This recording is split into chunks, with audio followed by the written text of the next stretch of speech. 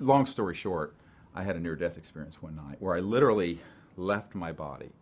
And because I wasn't raised in a religious tradition where you go to this angry gray-haired man throwing bolts down from, I went into the depths of outer space and went into a state of cosmic consciousness where the awake mind within me was this perfectly still, beautiful, and infinite state of mind. And yet I was still aware of the cosmos. And at that point, two very enlightened beings approached me. And I was not in a body that looked like a physical body, I was just like a point of light. And so were they. And I had an extraordinary metaphysical experience which defied everything I was raised to believe, with a God-type experience, God consciousness experience. And I went into a state of consciousness where there was this connection with these beings, where there was all kinds of knowledge and information conveyed non-verbally. It's like, if I say the word apple, it says apple. And inside that word, you can see visually in your sort of mind's eye, or astral world, if you will, the apple. This was even pre-visual. It was like the causal level. And there was this kind of experience, and it seemed to go on for an eternity, because there's no sense of marking time in that state of consciousness.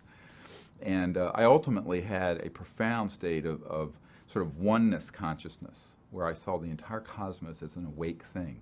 Everything in it was consciousness, phasing and resonating as a star or what have you. Eventually, these two enlightened beings, these sort of twin, powerful, almost like avatar type beings, said, well, you may come with us or go back to Earth. And I said, well, I had enough presence of mind to say, well, what is your will? I mean, what should I do? And I'm a 17-year-old boy who was raised as totally an atheist. We were Unitarians, but we didn't believe in anything. And they said, well, we would like for you to go back to Earth to work on what you can do for Earth.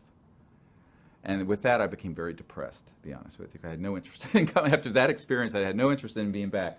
But I said, okay. And with that, I sort of fell back into my body. And after that, there's a whole lot to this that I don't know if I need to go into. But I was sort of tested to see if my will to live. And I was almost drawn out of my body several times and eventually nailed it and stayed there. And after that, I was spontaneously healed. I know I had hepatorenal syndrome and renal failure because my skeletal muscle was so damaged, my urine had become the color of Coca-Cola. I mean, I was very sick. But I never did see a doctor, and after that, got fine. And I then became very interested in exploring higher states of consciousness. It was October of '73, and it was in the Southwest. I saw this same ship that I'd seen when I was 8 or 9. And I looked at it, and I felt this immediate connection to it and thought, oh, well, they're back. And I didn't think a whole lot more about it, and it kind of just winked out again, vanished. So I sat and meditated there on the top of this mountain and some rocks, a little over 5,000 feet overlooking the valley. And when I finished, it had gotten dark. I had this really beautiful, deep meditation. And it was crystal clear air up at that altitude in October. It was quite chilly. I had a ski jacket on.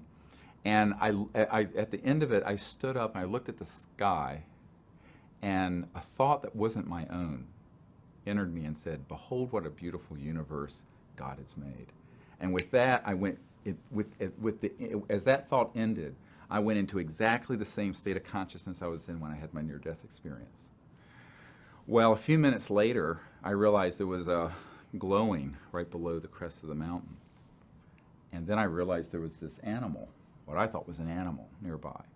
Well, but being young and I kind of got on the ground. I hate to admit this now, sort of in the fetal position, sort of like, what is this? And it had this beautiful almond-shaped eye, like deer eyes. But it was an extraterrestrial biological life form. And he came up to me and touched me on my right shoulder. And whatever happened, the electromagnetic effect of it, all my hair, I had more hair then, stood on end completely. And I was totally electromagnetized. And subsequently, we went from there, and in an instant, went on board this craft.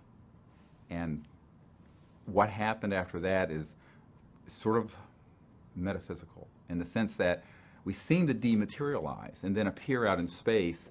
And I was sitting with these other extraterrestrial beings in a meditative state. And people say, well, what were they saying? I said, it wasn't about saying, it was about being. But what we did was that I was teaching them what it was like for a young man, to be in cosmic consciousness as a human. And then that's where we met. We met in that state of cosmic consciousness. And then we created what's known as the CE-5 protocols, the Close Encounters of the Fifth Kind protocols. That's where they came from. And basically I began to practice this ability with them to see them in the mind's eye and then vector them to a location and have an encounter. And they told me that at some point this would be very important to know how to teach other people.